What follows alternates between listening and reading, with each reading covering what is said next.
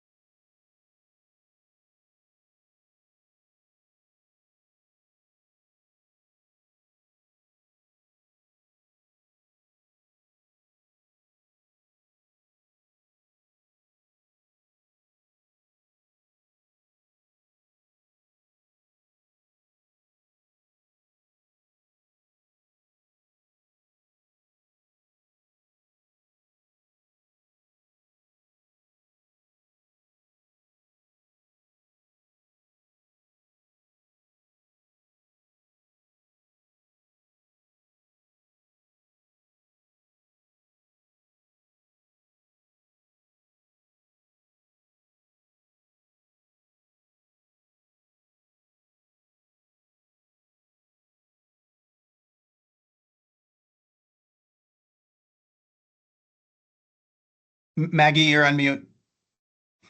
Thank you. Starting off strong. Thanks, everyone, for joining again. I think we'll get started since we have a lot to address and cover in the next hour and 15 minutes. Thank you, everyone, for joining us. So to kick us off, I will turn it to Milica Panic, the Chief of Party for the Civil Society and Media Strengthening Together and Advancing in New Directions program, to give us some opening remarks. Thank you, Maggie. Thanks, everyone. Thank you all. Good afternoon, good morning, good evening. It's so nice to kind of have opportunity to have like these global events and gather people from the different parts of the world. I'm very pleased that I have this opportunity to welcome you on behalf of the Pact and the Center for the CIPE for this event. CIPE is the Center for International Private Enterprise. So we are very happy that we can do this launch of the private sector engagement strategy together. Having in mind CIPE is a very a big experience in this field. So as Maggie mentioned, I lead the CSM-STAND, which is the Civil Society and Media Strengthening Advanced in the New Direction. It's USAID global mechanisms to support civil society and independent media around the world. And as a global program, we really do have opportunity to capture different learning and to foster and facilitate the mechanisms for exchange and learning among the different part of the world. The part of the CSM-STAND is also actually to produce a different type of the technical approaches or the strategies that can help civil society and media practitioners to implement their programs better and more successful if it's possible. And one of these strategies that we have prepared among a couple of others is the one that we are planning to launch today, which is the private sector engagement strategy. When we started this, we really tried to see how differently we can approach, because I think possibly, in our world, traditional kind of aspect is of the engaging the private sector is through the corporate social responsibility, and then looking kind of to the different funding. And however, I think we started this a little bit different and kind of see how we can, engage private sector as a partner. We do understand there are the challenges and the limitations of the collaborating on the civic space issues with the private sector, because we do come from the different backgrounds, sometimes have a different interest as well. So I hope this event today is going to kind of talk a little bit more about these challenges, how we can overcome, and kind of see where we can do some of these things together in the in the way that we advance the democracy worldwide and open the space for the civil society and media to freely operate. So I'm very happy that we are going to have this very diverse panel today that my colleagues will soon introduce. But again, I really would like to thank all the participants and the speakers from the CIPE, Center for International Private Enterprise, Global Citizens, Microsoft and Meta, and representing their different experiences in civil society and the private sector in this discussion. We are also grateful to USAID for this support for the program, for the whole CSM-STAND program, and looking forward for their participation as well. So I would stop here and hand over to my colleague Maggie to continue with the event. Thank you again. Thanks, Melissa, for that overview. As Melissa mentioned, my name is Maggie. I'm a program manager on the CSM-STAND award that she gave an overview of, and I will briefly share an overview of the private sector engagement strategy that we developed for CSM-STAND that we will be launching today, and will be the setting the stage and the framework for the rest of our discussion. Share my presentation here.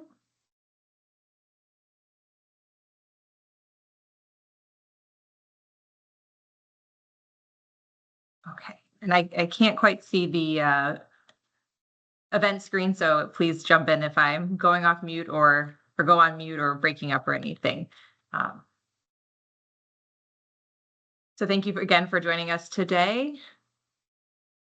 So I want to share a little bit about the strategy that we developed as practical guidance that can be used by civic actors to pursue constructive collaborations with the private sector that address challenges related specifically to civic and media space.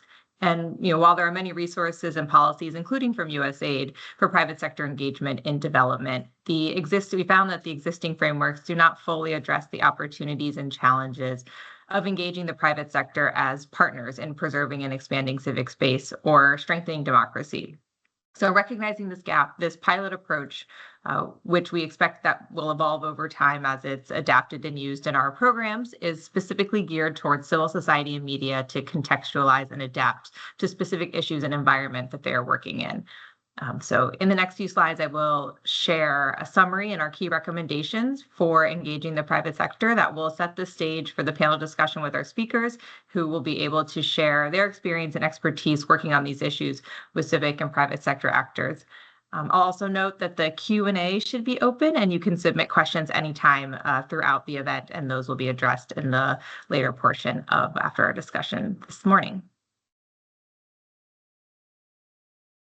Okay, so the idea for focusing on this issue emerged from a fundamental question. How can we effectively engage private sector actors as partners in addressing democracy, rights, and governance issues, such as protecting civic space? The strategy highlights evidence-based arguments to make the case for private sector involvement in promoting democracy and protecting open civic space. And a few key points from the existing literature we included focus on the case for private sector to engage and the benefits of collaboration for civil society and media. So firstly, the interests that may drive the private sector to engage is how closing or shrinking civic space can impact their market share or business operations. Restrictions on civic space can be linked to adverse economic outcomes, and a strong relationship exists between human development indicators and protections for civil liberties and freedoms. Another focus is that predictability in the operating environment and the rule of law is essential for businesses to manage risk, make investment decisions, and achieve targets. So overall, the threat to civic space can hinder market growth by impacting businesses' understanding and relationship with their customer base, and that political instability and lack of transparency increase risk for both private and civic actors to operate. So that's kind of the underlying context of where we see there's some shared value and interest for civil society and media to engage with the private sector on key issues around civic space and strengthening democracy. But in many contexts, civic actors may be skeptical about working with the private sector. So therefore, it's important to touch on what private sector can bring to the table And so the call out boxes here show examples of how engaging with local, national, or international companies can add powerful allies for advocacy. The businesses can significantly shape social discourse, and they have the reach to influence what information and ideas are shared publicly. And building relationships with private sector actors can also help CSOs continue operations safely, especially in restrictive environments. So I think the panel will dive into these topics in more detail, but one example of this that we'll discuss later is how economic empowerment initiatives can promote civic participation by marginalized or underrepresented groups. And then also, lastly, it's important to note that engaging with the private sector is not without its challenges, which is addressed more in detail in the strategy, but there can be differences in interests, corporate risk aversion, and even complicity by the private sector in corruption or kleptocratic power structures. So we just wanted to note here that these are important dynamics to consider, especially when identifying potential partnerships and in conducting due diligence, as companies also tend to make market-based decisions that are central to their core business product or operations. So in addition to the key themes, the strategy highlights 3 priority areas that civil society and independent media can engage with the private sector on. Firstly, civil society and independent media organizations are focused on safeguarding their ability to operate and effectively carry out their mission. Private sector can be an advocate for open regulatory frameworks that protect civic space. For example, multinational technology companies, like we have represented here today, are actively involved in initiatives to address global security challenges, ensure privacy, contribute to healthy information ecosystems, and develop resources or tools that protect human rights. Building these effective coalitions and diverse networks is also crucial for civil society and independent media organizations to garner wide-scale support for their causes. Private sector actors can be powerful partners in promoting norms for free, transparent, inclusive society. And by collaborating with both private and civic actors, CSOs and media can achieve greater impact through collective action, especially in challenging and politically sensitive contexts. And then lastly, traditional models for sustaining CSOs and independent media outlets often have limitations. By leveraging networks, market systems, and technology, civil society and media can enhance their business models by working with the private sector to validate their core mission with audiences, improve internal systems, and diversify funding streams to achieve greater financial sustainability. And then, as promised, the strategy is intended to be a practical framework that civic actors can use for planning and executing partnerships with the private sector. The guidelines focus on purposeful engagement by being clear about the intentions of partnership to ensure meaningful and worthwhile collaborations. We focus on starting small and embracing even modest engagements to build trust and demonstrate the value of cross-sectoral partnerships. It's important to map key stakeholders, recognizing there's complexity and diversity of private sector actors, and identify those with most relevant to reach the goals of the initiative or organization's mission. And then it's also important to frame issues in a way that resonate with interests and of the private sector to ensure that there's alignment between what the civic or media organization is working on and what the private sector's ultimate goals are. And then finally, conducting due diligence, as I mentioned before, through vetting and maintaining ongoing communication is important to ensuring a partnership is constructive. And then just to wrap up here, one final piece of the strategy I wanted to highlight is that civil society and media can also take different approaches to engagement, which can fall on a spectrum from networking to full collaboration. And examples of this include meeting private sector where they are at conferences or public forums and raising awareness publicly online or through regular updates to stakeholders. Civil society can also seek inputs on initiatives from key stakeholders or invite private sector actors to participate in civic actions with the ultimate goal of collaboration, such as organizing coalitions or joint initiatives like public campaigns. So these specific recommendations may be applicable in lots of different contexts and sectors, but the strategy really tries to, in more detail, provide information of how this is relevant specifically to working on civic and media space. And so I will stop here, but I will put the links in the chat to the strategy and a priority actions briefer that was developed that you can access for more detail that I quickly ran through here. But I don't want to take up too much more time, and I want to send it over to Mason to introduce our panel and get our discussion started today. Thank you so much, Melissa and Maggie, for introducing this event and providing a high-level overview of the CSM-STAND private sector engagement strategy, which really focuses on private sector engagement for civic and media space. My name is Mason Ingram, and I work as Vice President for Governance at Pact. And we're really excited to have you here. Want to make a special call out to CIPE for collaborating with us on planning this event and making this possible. And of course, USAID as well, as Melissa called out. We're really excited to explore in more depth the opportunities, challenges, and real world experience of civil society, media, and private sector collaboration on issues related to civic and media space, and more generally, democratic rights. We have a fantastic panel that really collectively has everything that we like to see in a CSM-STAND event. Our panelists bring diverse perspectives and viewpoints, and together cover 3 continents and bridge the private sector, civil society sector, and the implementer communities. As Maggie explained, the recently developed CSM-STAND strategy proposes that civil society and media-led engagement and collaboration with private sector can be valuable, even if it starts with small steps. But that type of collaboration is not always easy. It's not always advised. And our panelists are really well positioned to shed light on what collaboration can look like in practice. To ensure a focused conversation, we're going to tackle our panel discussion in 2 rounds, followed by a combined audience Q&A section at the end. So as you have questions, please put them in the chat, although note that we may not get to them until the end, and we'll do our best to get through as many as we can. Our first round panel includes 2 leaders with the Center for International Private Enterprise, or CIPE, who will share their practical experience working with civil society actors and private sector to tackle key issues related to democracy and democratic rights. This discussion will include Anna Kompanik, who works as the Director of Global Programs at CIPE based in Washington, D.C. So thank you, Anna, for joining us. And Elena Ratoy, who works as a program officer at CIPE in Moldova, and will discuss CIPE's country-specific experience from Moldova.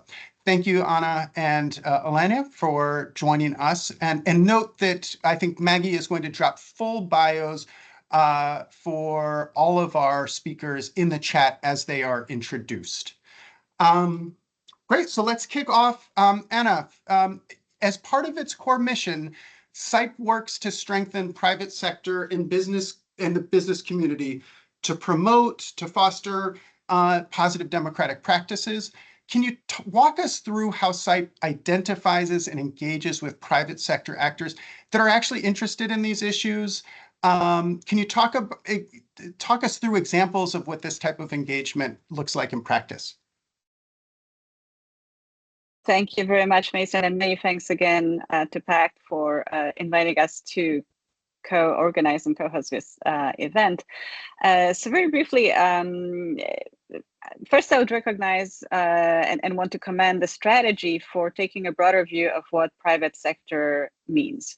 I think too often in conversations like that, when we say private sector, the attention immediately and narrowly turns to corporations, whereas there is a variety of businesses and also importantly business organizations that are prime candidates for engagement with civil society and local media. So that business membership organization space is in particular where CIPE works. So we typically partner with chambers of commerce, business associations, economic think tanks, typically in emerging and frontier markets around the world. How do we find them? Well, importantly, as Maggie mentioned, and also as the strategy makes clear, business is not a monolith. So not every business or not every business organization out there is a good candidate to partner on issues that are vital to democracy, good governance, and so on. one key factor we're looking at is independence. So just like businesses themselves, business organizations can be captured by political or otherwise oligarchic interests and may not be particularly interested in reforms because they happen to be happy with the status quo. Another thing we'll look at is representation. So, who is the membership base? Especially, we like to focus on organizations that represent micro, small, and medium-sized businesses, perhaps women-owned businesses or minority-owned. So the types of organized informal sector. So the types of organizations that provide representation to the segments of the society and private sector that tend to be underrepresented perhaps by usual channels. And we look for that alignment of values. So fundamentally, are those organizations true to values like transparency, accountability, both in their own work and their own operations, and also in, say, policy issues they choose to focus on, or how they interact and recruit members. To turn to examples, so first let me say, our work with those private sector organizations, whether or not it explicitly also involves local civil society, already focuses on that shared space of rule of law, good governance, transparency, accountability that enables both private sector and local civil society to operate. However, of course, whenever we can and whenever alignment occurs, it makes the work of those local private sector organizations much more stronger if they can build coalitions or otherwise aligned with similar work on similar issues that local civil society organizations work on. So quickly, two examples from different parts of the world. First, I will mention Philippines, where CIPE has supported the work of what's called the Right to Know Right Now Coalition, somewhat of a long name, but it conveys an importance of the issue. And the issue is access to information. So the Philippines, for something like 20 years, has been trying to pass freedom of information law. And the coalition is a network of about 160 individuals and organizations who rally behind the cause, advocate for the passage of the relevant law, but also importantly build awareness among the local community on how to practice access to information with existing tools. Importantly, part of that, one of the key members of that coalition is an organization called Makati Business Club, which is one of the premier business organizations in the Philippines. While the Philippines still doesn't have a comprehensive law on the books, there are drafts in House and Senate, and also in 2016, an executive order was passed that applies to executive branch and is sort of a step in the right direction. Another example I'll mention comes from Kenya, where the 2010 Constitution started the process of devolution of powers to localities across the country.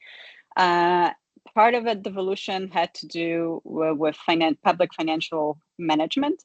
And there were several laws passed that require public participation in the matters public finance. Some of those provisions were sort of broad and vague, but one very concrete mandate that those laws introduce have to do with every county, and there are 47 in Kenya, to set up something called County Budget and Economic Forum, which was meant to be this consultative body through which local citizens can have input into county budgets. Initially, it was dominated by political appointees or allies of governors, so clearly not quite serving the function, but provided a huge opening to introduce that new level of transparency and input from the local organizations.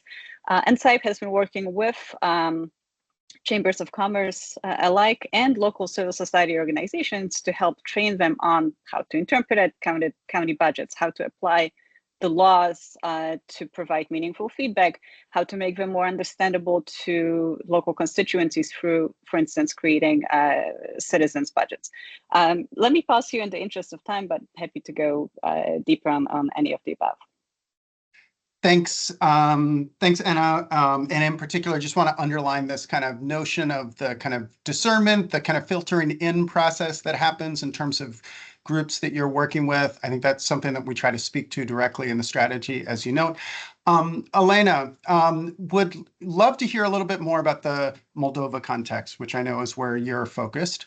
And could you tell the audience a little bit about the engagement you did, but maybe also some of the contextual factors that made this type of collaboration between civil society and private sector possible within the Moldova context?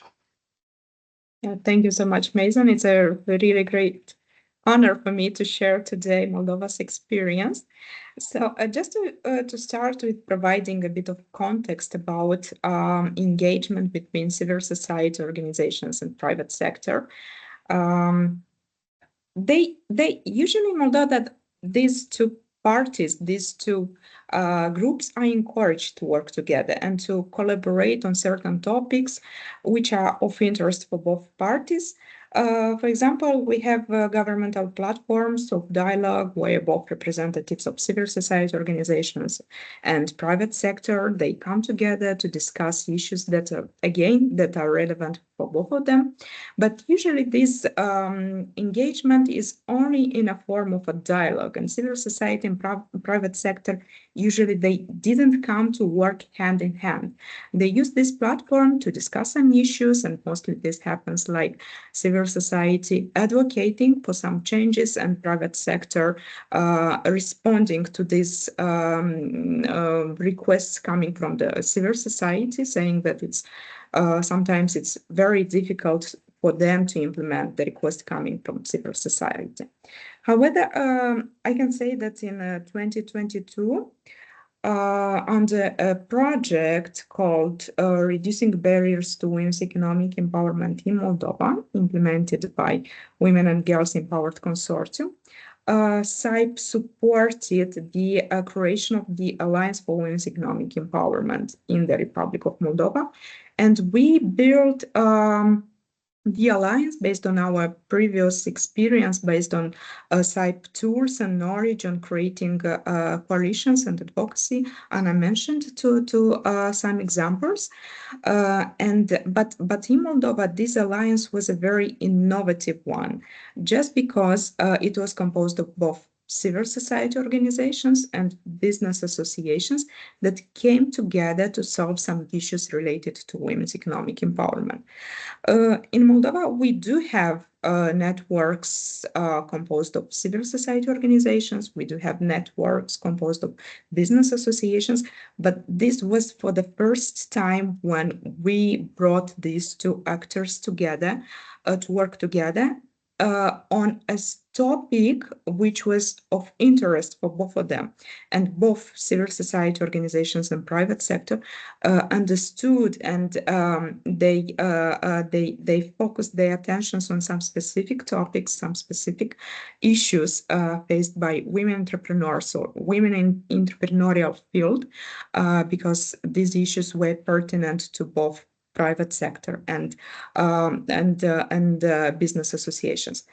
Just to summarize, it was a very good momentum for us to build this alliance because private sector and business associations, they were encouraged to understand that uniting their forces to solve some issues is better to achieve the results. And this was the enabling factor for us. That's great. And I want to turn back to that question about the alliance a little in just a minute. Anna, one of the things I know you and I have talked about CIPE's work more broadly around kind of healthy information ecosystems. And I think you're touching on that a little bit with your engagement in the Philippines example. But can you talk a little bit about how you've approached the issue of information ecosystems, working with private sector actors, media on these issues, and what have you found feasible and possible within this space? Yes, so this is a relatively newer issue that we turned our attention to, the media aspect specifically.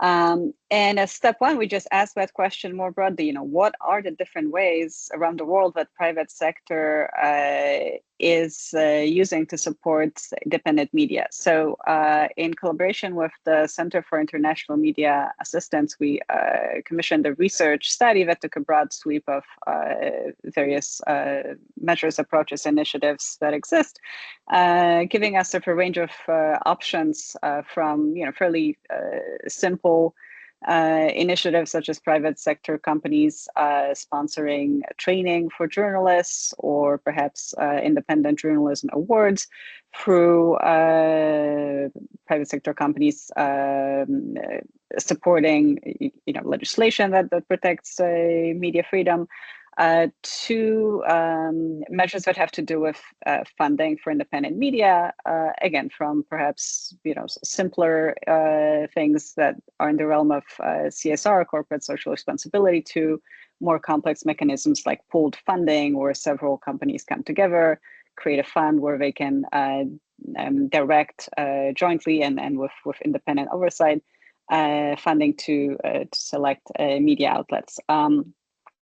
And yes, the link to the follow-on report is in the chat, where we took a deeper dive, looking specifically at Central and Eastern Europe, and looking at some of the models that have been worked there that perhaps can be replicated elsewhere.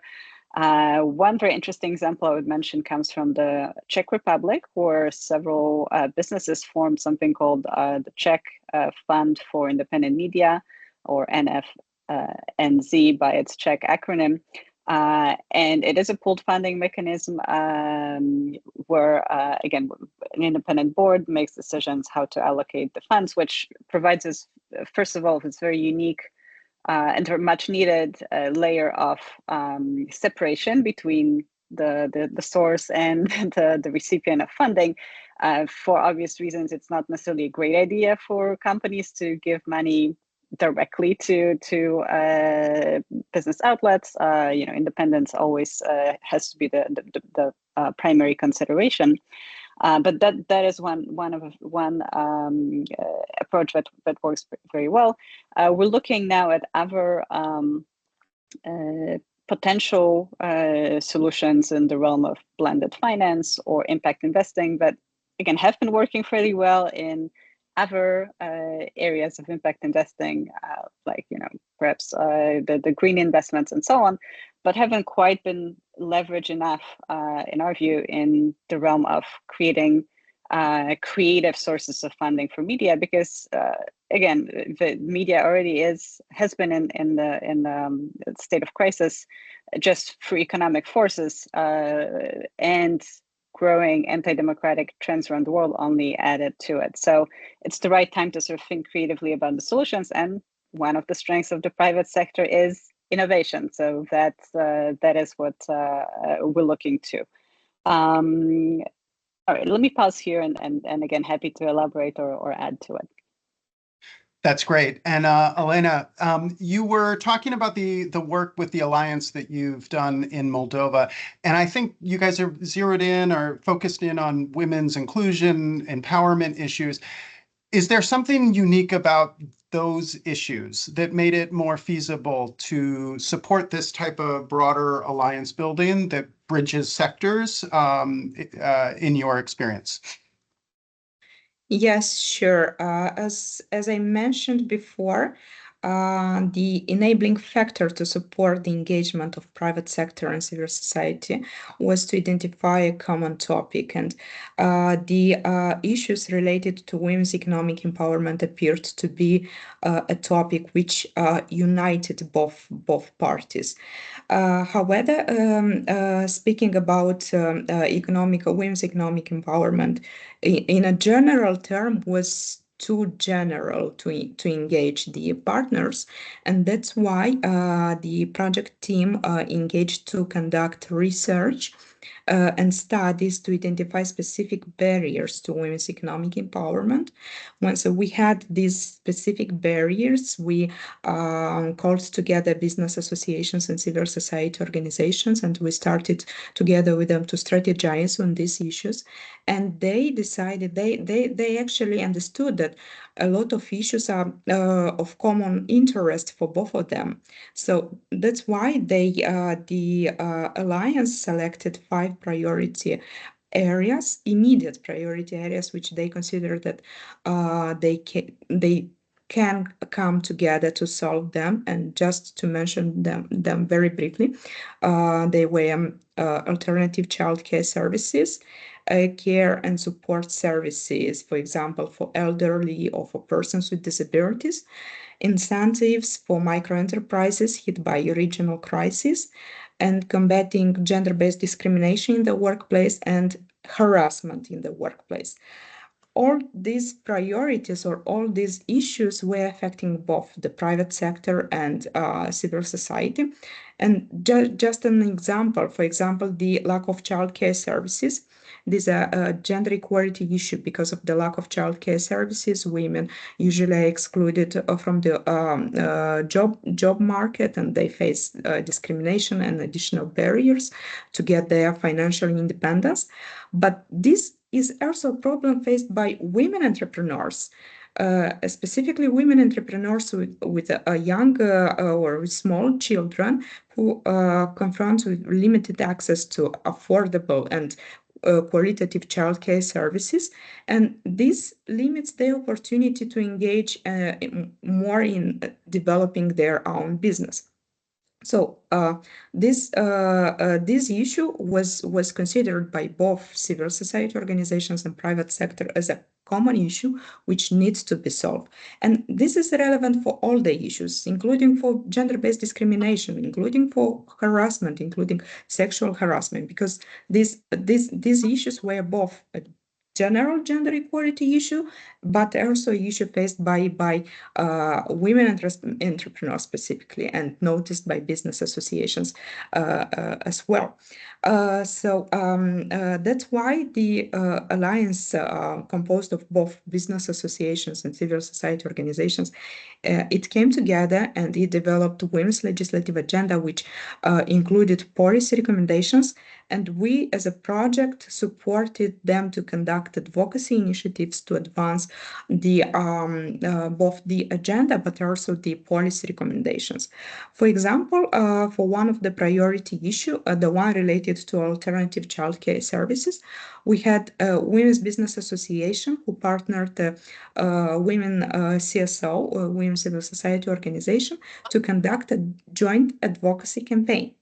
And as a result of these joint advocacy efforts, joint advocacy campaign, the members of the Alliance, specifically the CSOs, they confessed that this was very good for them to interact with the business sector and to know better the perspective of business sector, because before this they didn't have this opportunity, but now both the private sector and civil society started to understand better each other. And yeah, I will stop here, but in case there are any questions about this work, I'm happy to answer to that. Elena, I love that example. I think one of the things when we were developing the strategy on the CSM-STAND side was the fact that some civic space issues have a real hard edge to them that are maybe difficult to engage private sector around.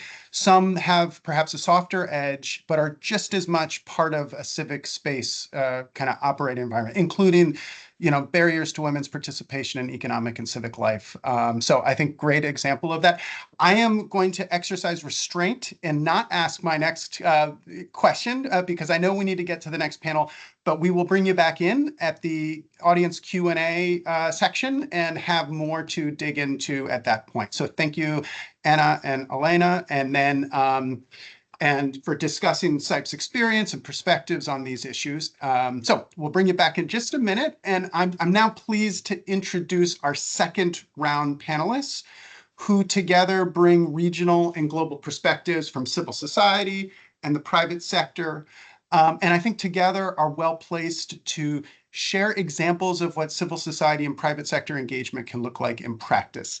So this panel will include Annabelle Lee McShane, who works as the Senior Director for Private Sector Policy at Global Citizen, an organization that builds and scales movements and campaigns to take action on issues related to poverty, the environment, and global equity. Annabelle is based in New York. And Deborah Halindo, who serves as the Public Policy Manager for Central America and the Caribbean with Meta, based in Mexico City, Mexico, I believe. And then Winnie Caranu, I hope that you have been able to navigate our system to join us, who works as the philanthropy, oh, there you are, works as the philanthropy lead for Sub-Saharan Africa with Microsoft based in Nairobi, Kenya. So thank you, Annabelle, Deborah, and Winnie for joining us. As a reminder, you can navigate to where Maggie has dropped full bios in the chat. Annabelle, let's start with you. Can you talk a bit about Global Citizen's work and mission, and perhaps share a couple of examples of campaigns that you've helped organize? And in doing that, talk a little bit about how you work with private sector and civic actors to realize that they have shared interests on key issues that you work on. What's your process for helping to identify and build on those areas of shared interest? Thanks so much, Mason, and great to be here. That's a big question, so I'll try to get to everything quickly. Global Citizen, as you mentioned, is an international advocacy organization really dedicated to ending extreme poverty, and we campaign across all of the issues that you mentioned, so climate, gender equity, human rights, education. And as the Senior Director for Private Sector Policy, I sit on the policy team. I have about a decade of experience in the business and human rights space, so I work across all of the campaigns to tease out where we might best work with the private sector. As an organization, we build pressure campaigns ahead of key global moments to call on world leaders to make commitments to the organizations that we partner with, across those different campaign issues. And then we use those same tactics with the private sector, and then also use our stage, which, if you don't know about Global Citizen, we're most known for our big festivals and bringing together the world's top artists alongside activists to campaign with us along the way, and then to highlight those campaigns at a big concert. Today's actually our launch day for September Festival. We just released the artist lineup today. And then we use those festivals as a carrot to get private sector to commit to policy commitments that align with our campaigns. So you asked for a few examples. In 2021, we partnered with Salesforce ahead of COP26 and SBTI, the Science Based Target Initiative, to identify the top targets to set science-based targets based on global emissions. And alongside our CEO, alongside the CEO of Salesforce, we reached out to over 300 CEOs to push them to set science-based targets to really get in line ahead of COP26, and then we would highlight them at our festival. At the end of the day, we were able to get 18 major multinational companies, some of the biggest companies in the world, to commit to that. And in some cases, I'm working across several different teams within a company, and some of the people in the sustainability team said, I've been trying to do this for years, and now my CEO is knocking on our door saying, we need to do this in 2 weeks. And they had all the stuff, the steps in place, but getting that support, we were happy that our campaigning was able to pressure that along. And then another, quick example is that I like to use is we've been campaigning on the issue of SLAPs, strategic lawsuits against public participation, for 2 years in partnership with Civicus and a variety of organizations. We launched a anti-SLAP private sector pledge to get companies to commit to not partaking in SLAPs, to defining what a SLAP is, to showing that is bad business. And this is based on some findings that I came across in the UN, the look back of the UN Guiding Principles 10-year look back, that we really need the companies that aren't making SLAPs, that aren't taking SLAPs to kind of push those that are to the side, and to then do outreach through their supply chains to also say that SLAPs are not the business practices they want to use. So It's a very wonky human rights issue. Not many people know about it, but we were able to team up with Earth Rights International and Greenpeace and ICAR, based in DC, to do outreach to hundreds of companies to try to get them to sign it. And this falls into the category of a topic that companies don't really want to talk about. The lawyers definitely don't want to talk about. We get questions like, does this mean we can never sue anyone ever again? We have to work through that and explain that. And, Earth Rights has amazing lawyers and being able to provide that. At the end of the day, we were able to get 6 companies, public-facing companies, that signed up: Patagonia, Ben & Jerry's, Lush Cosmetics, to name a few. Yelp was also a signer. And just to move into tactics, again, Yelp, was an interesting signer to this, because based on their business model, people are voicing their opinions and want protection when doing that. So those are 2 examples, and I guess I'll just close out by kind of reiterating a lot of what was said, like redlining, making sure we do deep due diligence on any company that we partner with is a really critical step, making sure that we have mission alignment on these issues, and then definitely doing a lot of work around campaigning on the business case. And I was actually at B Team. You referenced the VDEM study in the report you released today. I was at B Team and drafted that report and managed that research. And it was really critical to beginning to build the foundations of the case that business does depend on an open civic space. And there's plenty of ways, a variety of ways in which it's in their interest to protect those rights, to work along with civil society on this, even though it's I think a topic that is more controversial than others, to get them to partner on. So I'll pause there. I wanted to promise to keep to my time. No. That is a great start, Annabelle. And I love the example of the SLAP suits and the work you're doing there, because I do think that's a great example of taking a thorny issue that businesses will have various opinions about. And I know that's an issue that we've talked a lot with on the consortium, with our media programs, our colleagues at IREX who co-lead CSM-STAND with us have done work around. So fantastic example.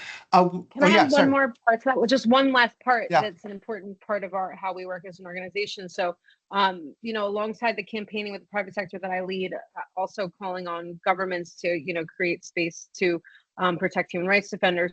We're also galvanizing global citizens. So we have 12 million people that engage on our app that are able to take actions to get tickets to our free concerts. And just on SLAPs, again, this very wonky human rights issue, we had over 60,000 people around the world take action to both learn more about SLAPs and take a quiz and read a piece, and then also the next step on calling on world leaders to take action to put legislation in place. So it's a surround sound campaigning style, and the global citizens and the people that take action are the most important piece of the puzzle, so I didn't want to leave that out. Yeah, I guess when you're a global citizen, you say surround sound. That's like quite literal and figurative. Okay, Winnie, could you walk us through how Microsoft approaches partnership, collaboration with civil society, and I think government to support work at the local level? And I know you and I have talked about this ahead of this event. Talk a little bit about how those approaches have changed over time or evolved over time on the Microsoft side. Yeah, thank you. Mason. I'm Winnie Carano, Philanthropies Lead, Sub-Saharan Africa, and our work in philanthropies have been focusing on fostering collaboration with different organizations. So Philanthropies is a global multidisciplinary team that combines corporate social responsibility, sales, and engineering functions, which is interesting because you don't hear sales and corporate social responsibility in the same sentences, but it's a function that helps to promote inclusive growth. So when you think about Philanthropies, we have kind of 2 main arms. So one arm is focused on digital inclusion, and then the other arm is focusing on tech for social impact. And the reason the tech for social impact team was created was because we did realize that that nonprofits also demand that they need the same technologies that other companies do. And I think there were also some unique use cases that are needed in the social sector. And so the idea was to be able to build solutions that are geared towards the civil society and spending some time in terms of really understanding the unique opportunities, but also challenges in the space, and really building out solutions that would be relevant for those audiences. So it's a kind of a free to heavily discounted solutions available to nonprofits. So we look at it in those two ways. And so our partnerships kind of cut across. From a digital inclusion side, we look at nonprofits as our implementing partners. We have a program called Skills for Jobs that has been an initiative that we launched a couple of years ago, and the idea was to respond to, especially with COVID, we always drove digital inclusion programs since 1975. But I think the idea was to be able to kind of think through how do we respond, especially post-COVID, given there's a lot of change of, there was a lot of career mobility, there was a lot of changes in terms of workforce. And so the idea was to be able to help people navigate those changes and be able to position themselves in this kind of digital economy. And so civil society were a key partner in that, in making sure that we're able to identify people who potentially would be marginalized, like youth and women, and be able to ensure that we can be able to deliver our programs to those people who need it the most, and no one can be left behind. So Microsoft's mission is to empower every person and organization in the planet to achieve more. And we really do see ourselves as the people who actually help to ensure that we actually don't leave anyone behind. And so our work is kind of primarily that. And so of course civil society is at the core of what we do. And then we partner with other different types of organizations to facilitate, either from a funding perspective, addressing infrastructure issues, or being able to as well to help us to scale across multiple markets. And so we partner with DFIs, private sector, even our customers and partners within our ecosystem, foundations, and other workforce organizations. So given that our program is Skills for Jobs, so we look at it from the aspect of training and being able to build capacity for either young people, women, and then we ensure that we are able to, at a higher level, raise awareness about particular issues. I think at this particular point, we are in the era of AI. So if you think about it, is making sure that everyone understands the opportunities, but also the risks that come with AI, but also at the same time, they're able to upskill themselves and be able to ensure that they continue to participate in the digital economy, or what we're saying now is the AI economy. And so we ensure that we are able to build their capacity, ensure that they have the right skills and capabilities to deliver those programs, but also at the same time connecting them to different types of organizations to ensure that we're able to actually connect young people to opportunities in the market. When it comes to what has been evolving over time, I think primarily we kind of fully depended on civil society to deliver, train, and connect youth to jobs. And I think at that particular point was kind of digital literacy programs, and ensuring that as many people were getting trained. But I think as COVID happened, and of course there's a lot more demand on digital skilling, I think that has also kind of put a lot more demand on civil society to think about their own digital transformation, to think about how they can skill their programming, but also really and kind of seeing that we cannot do it alone. We cannot do it just between Microsoft and civil society. That's why the idea of partnerships has also become a key focus for us. And so as we're thinking about evolving, I think one of the things that we've also been thinking about is what is then the role of civil society as we think about, especially in the era of AI. I think from a digital skilling perspective, and that continues to be a big issue as well. I think that continues to be an area where we have to continue to focus on. But I think in the era of AI, where literally everyone has to be upskilled or reskilled, then what is then the focus? Because you can't just not focus on marginalized, like the people who are traditional or marginalized, but also there could be other types of groups, other types of people we might not be thinking of. And I think really looking to the civil society to highlight those areas and speak up and kind of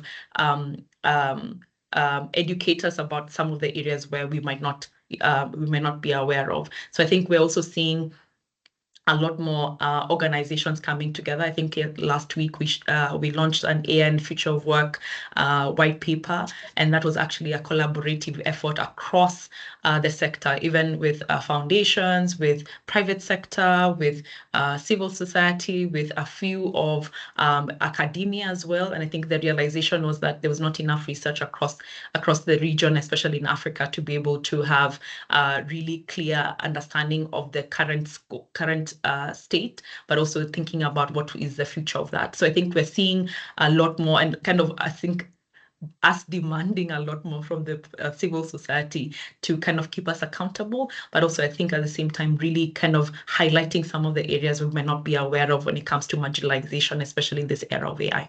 And I'll pause there for. Thank you. That's great. I mean, and just one note I would make is obviously this, digital inclusion, including AI and the like, is a economic issue. It's also a civic issue, right? And a civic participation issue. And one of the ways in which we're thinking about that on the CSM-STAND side. Deborah, could you share some examples of how Meta is working in Central America and Caribbean on some of these issues? I think particularly, I know we've talked about some of the free online expression issues that you're engaged with and working with civic actors on.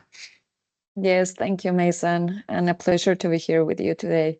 So as we were mentioning in our previous conversations, there's no question that digital platforms have now increased in the role that they are having in citizen participation, but also in the integration of communities. And two instances where we partner with different civic actors and civil society organizations are in the development of our community standards, but also through our Trusted Partners program. So for those of you who are not aware, our community standards are basically kind of the rules of the game of what we allowed and not in our platforms. And this goes for Facebook, Instagram, and WhatsApp. We are regularly updating these standards, and we do so in partnership with civil society organizations. So the idea is for us to have kind of their input on the different rules that we have on different topics, be so bullying and harassment, as we can see in an electoral context. And we also, as part of this process, try to ensure that every voice is heard and that we don't leave any groups behind. So some examples of what we have done thanks to this input is updating our bullying and harassment policies to try to include different categories for the different kind of actors that participate in political context, but also to provide more protections to the most vulnerable ones, as maybe, for example, women that participate in political context. So we, after engaging with the civil society organizations and with these experts, we reevaluated this policy and we included kind of more protections to this particular set of people that participate in political context. So we also have our Trusted Partners program. And through this program, we partner with a specific subset of these civil society organizations. The idea of the Trusted Partner is to foster deeper collaboration with them to try to strengthen their social media monitoring capabilities so they can report content trends that they are seeing at a local level. So we know that we cannot be kind of the owners of the truth, and that we cannot be in all of the different countries at the same time. So we really rely on these local trusted partners so that they can provide the local insights and the local context. And through this partnership, we try to address different problematic trends that we may find in our platforms. We try to create an online safety and security space, and also to inform the development of our policies and to ensure that these are transparent for the different people that are in all of the countries where the platforms are available. The Trusted Partners also provide feedback, not only on the content moderation efforts that we do, but also in the enforcement of our policies. And for example, just like going back to the civic space, our Trusted Partners help us a lot with the misinformation reports that we receive and help us understand also how this misinformation may contribute at the local level to the risk of imminent violence or physical harm, or how this misinformation may escalate social tensions, trigger violence, or even undermine democratic processes. As you know, we had several elections this year in the Central America and the Caribbean, and also in the whole of the Latin American region. So these trusted partners were fundamental for us to try to mitigate kind of different activity that could be taken up in our platforms, and also to help keep our community safe during these times. Thank you, Deborah. Let me just to the audience right now, I'm going to do one more round of questions for Annabelle, Deborah, and Winnie. Put questions in the chat as you have them. After this round, I'm going to bring Elena and Anna back on for a power round with all 5 panelists. So if you have any questions that you want that are priority to you, please put them in the chat. Annabelle, as you know from the CSM-STAND strategy and some of our conversations, we've really tried to talk about the fact that there are diverse types of collaboration that can take place between and ways of engaging between private sector, civil society. Winnie talked about, direct collaboration. She also used the word accountability, and sometimes civil society is holding private sector accountable. In your experience from Global Citizen, from the B team, elsewhere, what are some of the different types of collaborations that you've seen or been a part of? Yeah, absolutely. Well, I mean, we talked about this a little earlier, but I really see, civil society as an ecosystem. So all of the different NGOs that are engaging with companies are going to have a variety of tactics. I even have actually a chart I've built of where I think the organizations that I work with fall. And there's the naming and shaming end of it, and then there's the kind of direct collaboration and network building end of it. And we really need both. We need all of them, actually, not both. We need all of them because we need NGOs to play the role of watchdog and accountability. We also need NGOs that are willing to sit down at the table and are able to get the doors to open to businesses to get them in the room to talk about some of these difficult subjects. But in my experience, I've seen the full spectrum. I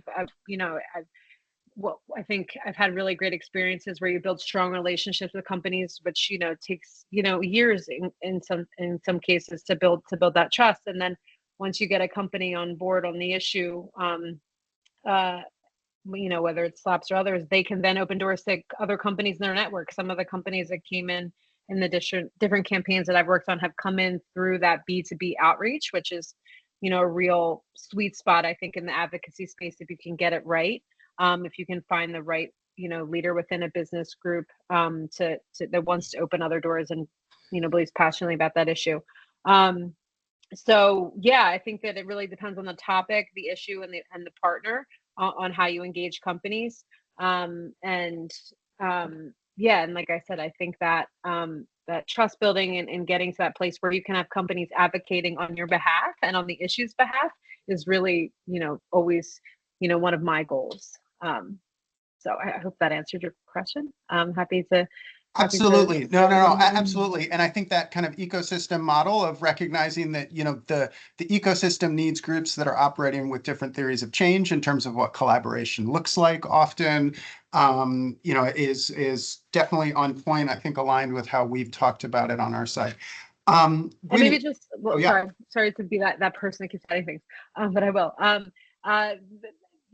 Behind closed door, advocacy and pushing is not the most exciting, kind of campaigning, but that does that can go a long way in terms of the trust building and getting, companies that have outsized power, in places like Washington to use pieces of that power and that voice to push for legislation that's in line with NGOs is also, and that's not always going to be in a big public, exciting way, but that does go a long way as well. So I don't want to forget that, that part of strategy. Great, well heard. Winnie, in terms of the types of collaboration between private sector and civil society that you've been involved with, have you seen some approaches that have been especially effective? That's my question. I'm going to overlay a little bit Rebecca's question here, just in case you have anything to speak to it in terms of types of partnerships.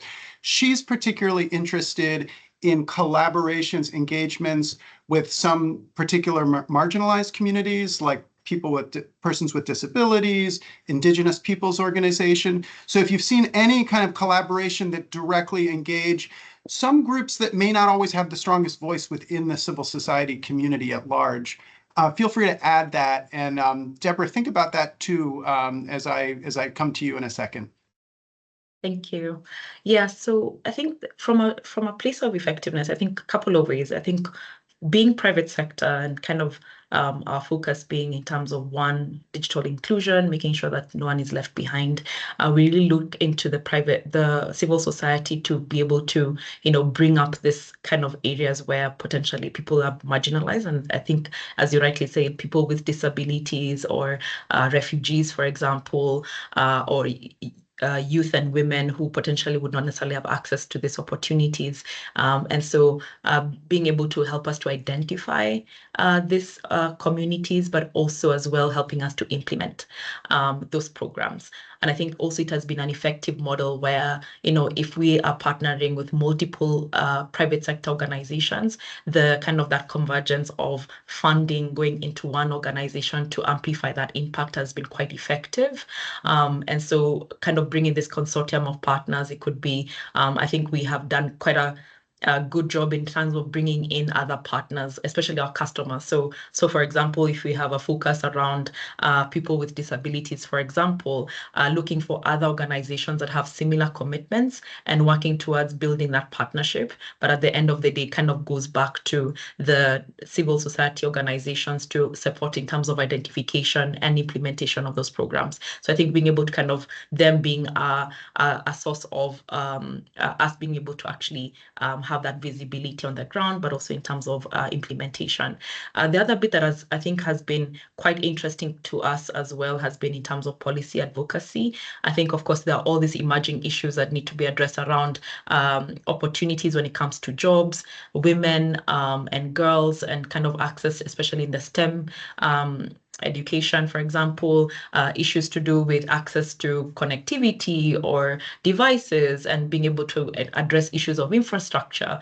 And I think having just by the output of the implementation programs that we have, they're used as also kind of bodies of research to be able to use as kind of evidence to show that, there are particular areas that need to be addressed. These are the gaps, and how do we kind of continue to highlight those to government and other policymakers to ensure that those issues are addressed.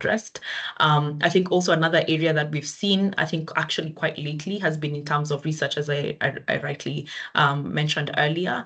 I think the also kind of being able to identify gaps where there is lack of data and being able to say, okay, what then do we need to do to ensure we have some level of data that can help us to be able to highlight the issue, but also at the same time being able to potentially also attract funding in those particular areas. So when it comes to especially what I mentioned earlier in terms of issues to do with AI specifically, and kind of that lack of data, we've been able to identify what are those areas that need to be addressed, and then being able to identify what are those particular issues, and then how do we continue to start attracting investments in those areas. Another area has been in terms of connectivity. Our Airband team has been done a lot of work in terms of highlighting the gaps in terms of connectivity, raising awareness, but also then potentially attracting investment and ensuring that the people who actually would be potentially marginalized, even though there is infrastructure, are addressed as well. So when it comes to especially women, in terms of access to devices and access to opportunities, and kind of doing that body of research around empowering women would ideally as well kind of empower the community, and making sure that narratives are socialized across the development space has been critical for us. Yeah. That's great. And Deborah, could you, actually, I have a question that actually aligns pretty closely with Mariano's question in the chat as well, which is when you're collaborating with civil society organizations on monitoring issues, for example, you're working with groups that may have different perspectives than your own. In fact, I imagine that's why you're working with them in some cases. But could you talk a little bit about how you kind of navigate that space of working with groups that see things differently? How does that approach the way in which you engage on partnership? While you're talking, Anna and Elena, please come back with us. I'm going to kind of close out with a question directly at you in just a minute. Deborah, over to you. Perfect. Thank you. So, well, as I've mentioned, the Trusted Partners Program is a very wide program that we have. We have over 400 organizations in over 100 countries. So that's one way where we engage with diverse perspectives from all around the world. But we also launched in 2020 the Oversight Board, which is an independent body from Meta, where Meta has no influence whatsoever, not even in the people that form part of this board. And they are the ones that are allowed to do or to take a stance in the most difficult content decisions that we have to make. So a lot of the decisions that we do where we are kind of torn and where we don't see eye to eye, either at an internal level or with organizations that are external, then the Oversight Board comes in and they provide kind of a different perspective. It is formed with people that are in, I think, over 80 countries and that speak several languages and that have very different kind of paths of lives and education and context and expertise. And they decide essentially the content that should remain on our platforms or that should be eliminated where we cannot make that decision. So that's one way where we try to keep kind of this independency of the board and also try to maintain freedom of speech in our platforms. And I'm gonna tie this up to one question that I saw from Rebecca in the chat. So actually the Oversight Board, they not only focused on political context or electoral context, they also focus in an array of topics. One Oversight Board recommendation that they did in 2022 was actually towards the use of non-medical drugs in religious or traditional context, speaking of these indigenous communities and so we weren't able, or we took one decision internally, and then the Oversight Board overruled the decision that we took into account. And they consulted not only with academics, but also with community leaders and with indigenous groups. And after that consultation, they expressed their recommendation, and we used the input that we got from the board to try to revise this policy and to try to promote a positive discussion of the use of non-medical drugs in traditional or religious contexts. So that's just kind of one way where we had been tried to remain as neutral as possible as well. And even if the company is not in agreement with what the board is deciding, the board can overrule the decisions that we make. So that's one instance. And I don't want to take a lot of time because I know that we are almost on we time. are almost there. So we're going to end with just a lightning question, and then I will wrap up. Starting with Elena and Anna. One factor in 30 seconds that you think is especially critical to contributing to successful or unsuccessful, because we can learn from unsuccessful examples, collaborations between private sector, civil society, and media. So if you had to kind of point to one key success factor, what would it be? Maybe Anna, I'll start with you and then go to Elena. I would say thinking about the private sector as a resource beyond just funding. And we mentioned many examples here, be it access to networks, decision makers, data, technical expertise. So kind of think more broadly than just funding. That's great. And I will just say that message resonates perfectly with our strategy, which really that's kind of the framing device there. Elena. Yeah, based on my experience, this is uniting both private sector and civil society organizations among similar ideas, similar issues, similar barrier, because usually they understand that there are a lot of room for collaboration for them if they unite the forces and they come together with joint solutions. Great, excellent. Annabelle, can I bring you in with kind of one key success factor that you would point to?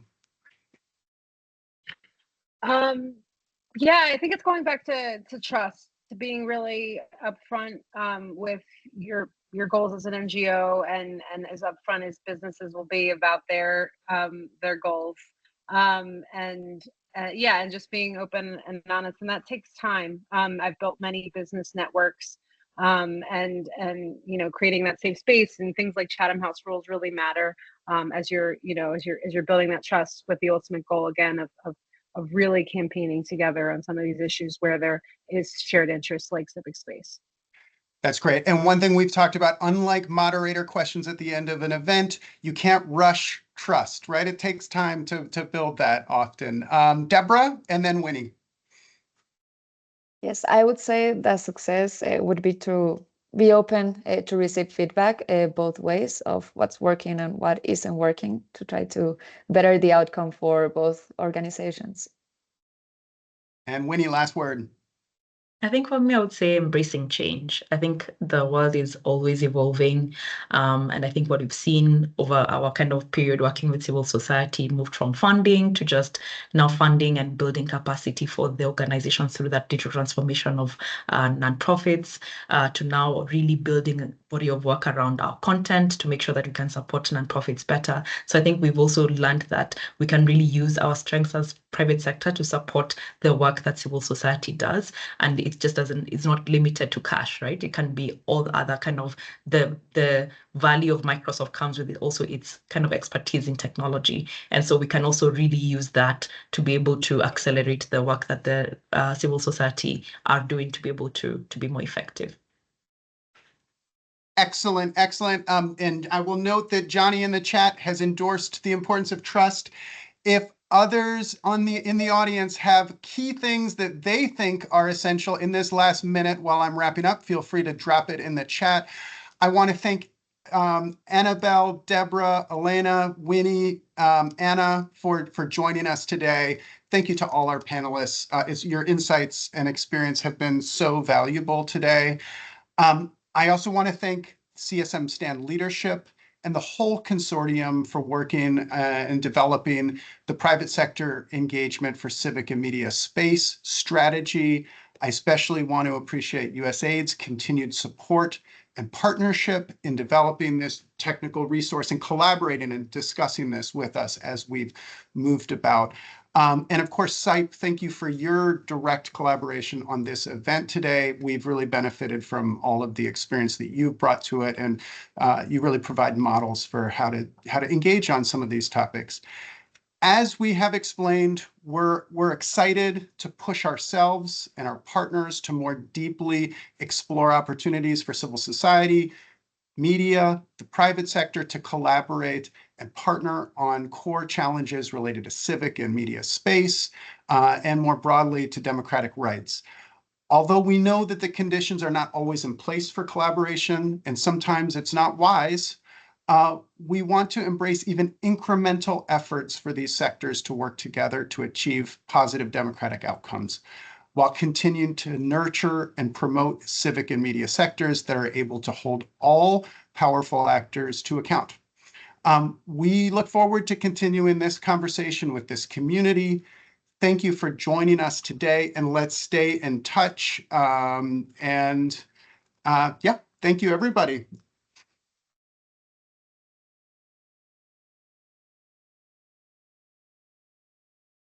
Thank you, everyone, for joining us. Have a great day. Until next time.